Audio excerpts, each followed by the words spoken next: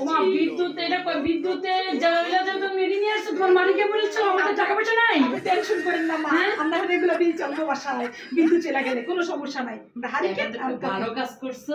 তোমার আম্মা জানে আমাদের বাসায় বিদ্যুৎ চলে গেছে? জানে তো ভালো কাজ করছো। আমার একটা বোকা বউ হলো ভালো সঠিক কাজ করছে। রেখে দাও, এখনই বন্ধ করে দাও, বন্ধ করে দাও, এটা বন্ধ করে দাও, সব বন্ধ করে দাও।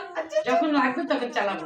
দেশের অবস্থা খুবই খারাপ। এই জন্য তো আম্মা বুদ্ধি করে আম্মার বাসাতে এই কফিটা রয়েছে। তুমি তো বুদ্ধি করে এটা নিয়ে আইছো, তুমি তো বিদ্যুৎ লাইন সব শেষ করছো। আর না তো আমরা এই মাসটা পাড়ি দিতে পারতাম। তুমি বুদ্ধি করে নিয়ে আইছো। আমরা তো এই মাসটা যে কার্ডে টাকা ছিল এটা তো শেষ হয়েছে। যখন রাস্তায় দেশ শিথিল হইতো তখন আমরা টাকা বললেই চলতো। ব্যাংক বন্ধ, রিসাইসের দোকান বন্ধ, বিকাশের দোকান বন্ধ।